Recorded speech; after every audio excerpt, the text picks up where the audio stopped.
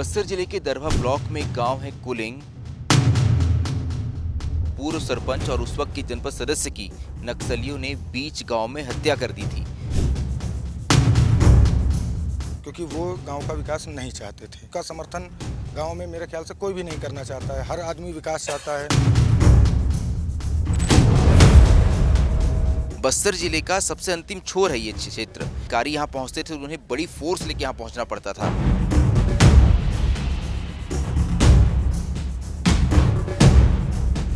बस्तर जिले के दरभा ब्लॉक में एक गांव है कुलिंग। कुलिंग वही गांव है जहां साल 2016 में पूर्व सरपंच और उस वक्त के जनपद सदस्य की नक्सलियों ने बीच गांव में हत्या कर दी थी, क्योंकि वो जनपद सदस्य गांव में सड़क बनाने की पैरवी कर रहे थे। ये इलाका एक वक्त में नक्सलियों का बहुत ही मजबूत गढ़ हुआ करता था, लेकिन देखिए इस इलाके में अब तस्वीर बदल रही है।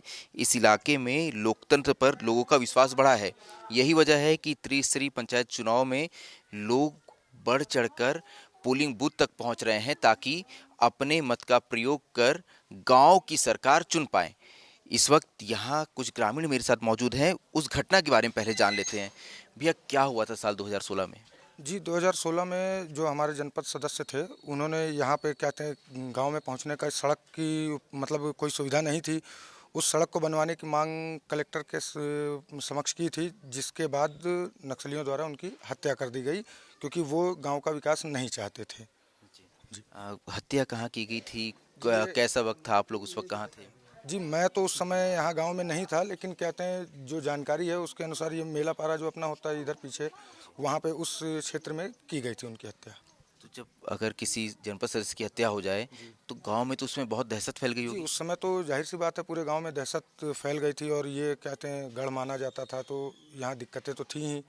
तो भाई समस्याएं तो थी, लोग डरे हुए भी थे, लेकिन उसके बावजूद कहते हैं लोगों ने मतलब आगे बढ़ने का देखा। भी क्या ही बोल सकते हैं उसको, क्योंकि उनका समर्थन गांव में मेरे ख्याल से कोई भी नहीं करना चाहता है। हर आदमी विकास चाहता है, आगे बढ़ना चाहता है।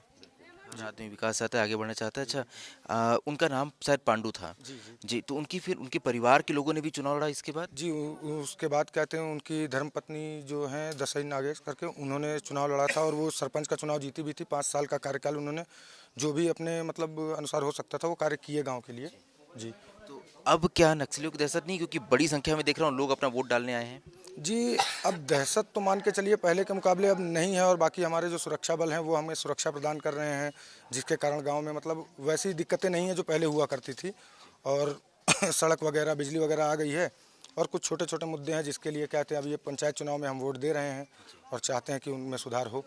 देखिए, तो अब इस इलाके की तस्वीर बदली है जब फोर्स के कैंप यहाँ खुल गए। इसके बाद अब बड़ी संख्या में लोग जो है अपने मताधिकार का प्रयोग करने पोलिंग बूथ तक पहुंचे हैं, क्योंकि वो जानते हैं अगर वो अपने गांव की सरकार चुनेंगे, जनपद सदस्य चुनेंगे, जनपद अध्यक्ष चुनेंगे, जिला पंचायत सदस्य चुनेंगे, तो ये लोग मिलकर इस क्षेत्र का विकास करेंगे। और इस क्षेत्र में विकास भी हुआ है। साल 2018 के बाद इस इलाके में सड़क पहुंची है। इससे पहले यहाँ सड़क नहीं थी। इस इलाके में स्कूल भवन खुले हैं। इस इलाके से नक्सल दहशत जो है वो थोड़ी पीछे हटी है, जिसके चलते अब इस क्षेत्र में विकास हो रहा है।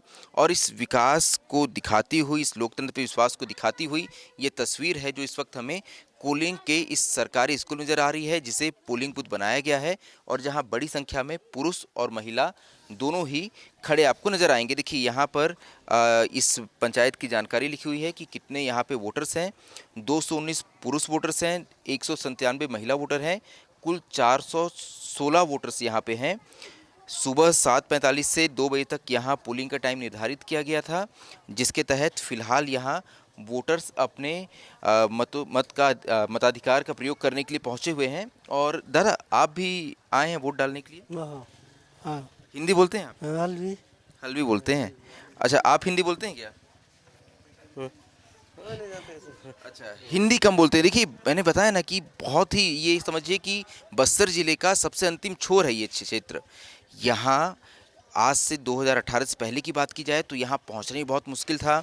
अगर प्रशासनिक अधिकारी यहाँ पहुँचते थे तो उन्हें बड़ी फोर्स लेके यहाँ पहुँचना पड़ता था।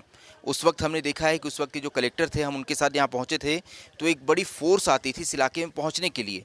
लेकिन इस इलाके की अब तस्वीर बदली है। 2 ओर से कनेक्टिविटी के लिए सड़क बनी है, पक्की सड़क बन चुकी है, और यही वजह है कि इस इलाके में अब विकास पहुँच रहा है और नक्सली दहशत जो है इस इलाके से अब लगभग खत्म हो चुकी है। कैमरा पर्सन संजू राव के साथ मैं संजय ठाकुर, विस्तार न्यूज़।